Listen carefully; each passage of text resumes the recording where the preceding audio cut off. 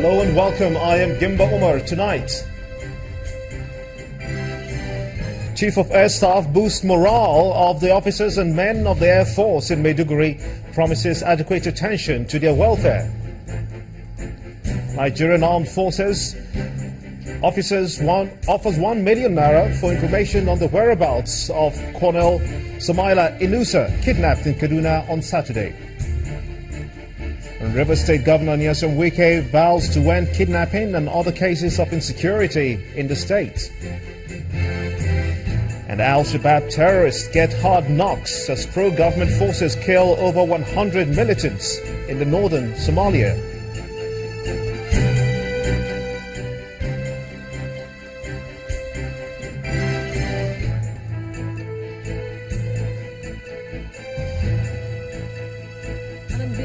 Tonight, Lagos Chamber of Commerce and Industry says easing the petroleum downstream sector for free enterprise will put an end to fuel scarcity.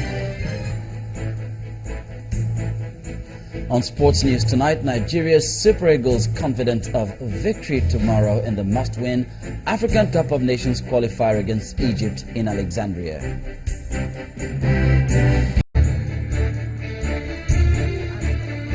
Senate summons Minister of State for Petroleum, Dr. Ibe Kachuku, to explain the persistent fuel scarcity in the country.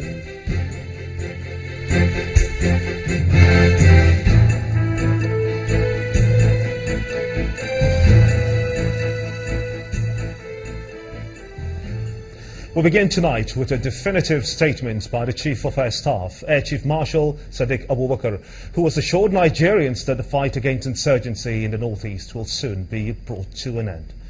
The Air Force Chief claims that a group of persons are bent on destroying the peace of Borno State and the entire northeast.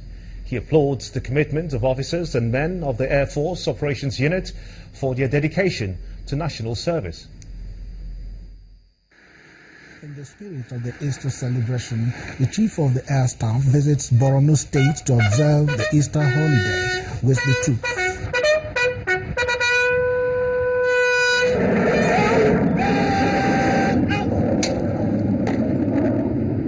On arrival, the Chief of the Air Staff pays homage to the Shehu of Borno, assuring him that the end to insurgents is at hand.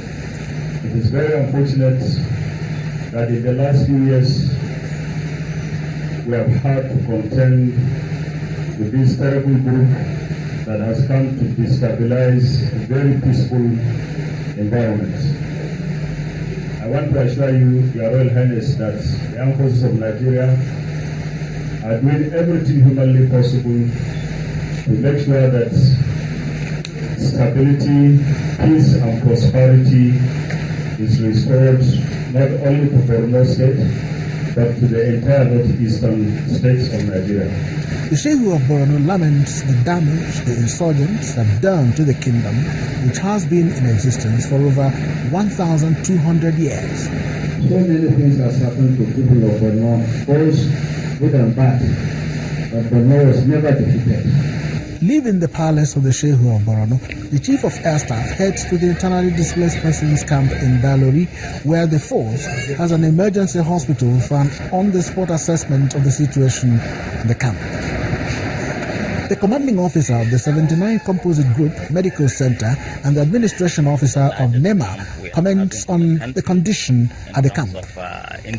About 50 patients had eye surgeries and their sights were restored.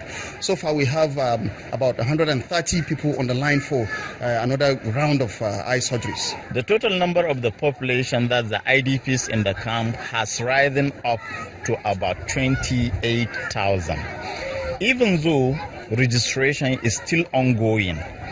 Away from the visit to the camp and to boost the morale of the soldiers, the Chief of the Air Staff takes lunch with the troops at the Air Force Base in Maiduguri. The Chief of Air Staff has been a glad to Maiduguri. The visit of the Chief of the Air Staff to Maiduguri is no doubt a morale booster for officers and men of the air component of the Joint Task Force.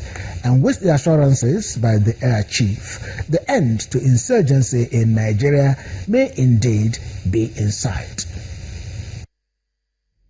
In the meantime, the Nigerian Navy and their colleagues from 3 other continents have concluded a one-week multinational marine exercise codenamed Operation Obangame Express. The exercise, according to the Chief of Naval Staff, is meant to improve security in the Gulf of Guinea and enhance cooperation amongst the Navy in Africa and beyond. Since 2009, this yearly multinational maritime exercise seeks to build relationships between navies of most African nations and those of the US, France, and other EU participating nations. On board this vessel for this year's Obangame exercise are navies from different countries in the Gulf of Guinea, all out to ensure the safety in its waters. The crew reenacts a series of exercises on the Awunde Code of Conduct, a non-binding international agreement that lays down the standards which participating countries should follow.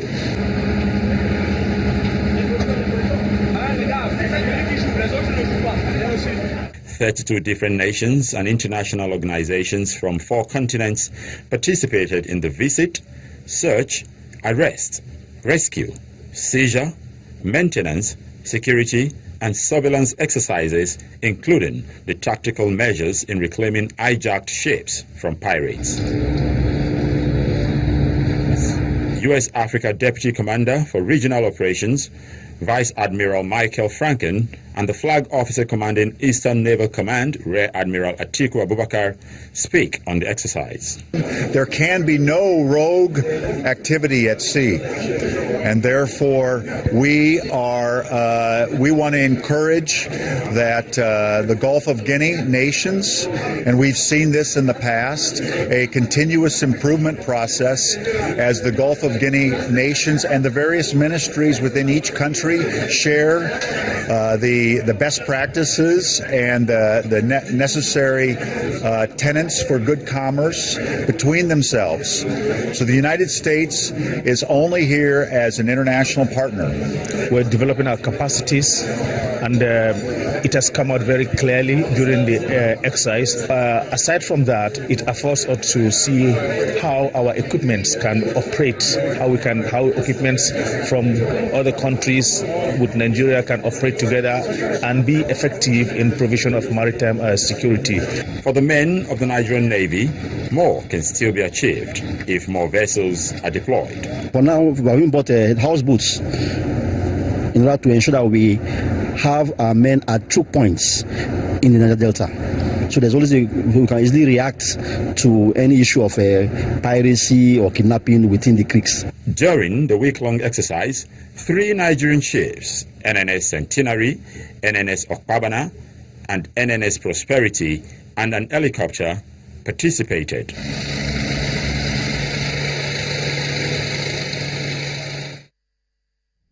The Nigerian Army has announced a 1 million naira cash reward for anyone with useful information that could lead to the rescue of its abducted officer, Colonel Samaila Inusa. A statement issued by the Deputy Director, Army Public Relations Officer of 1 Division, Colonel Abdul Usman, says it will give adequate protection to anyone who can provide the required information, and that such information would be treated with utmost confidentiality. Colonel Inusa was abducted in his Mercedes-Benz car by gunmen suspected to be kidnappers around Kamazo along Kaduna Refinery Road in Chikun local government area of Kaduna State on Saturday night.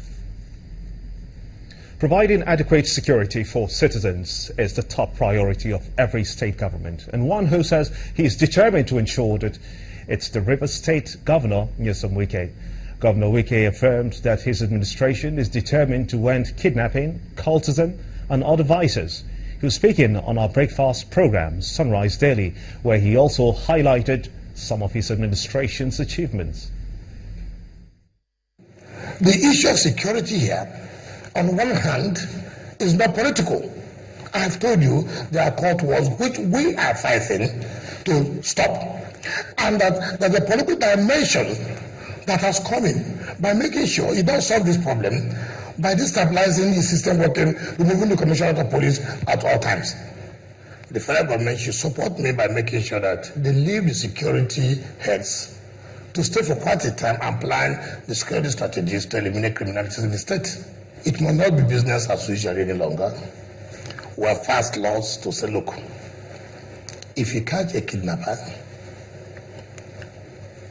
we are not only going to make sure it's prosecuted, all the processes in terms of housing and funding his banks will be all before they would all take the properties away.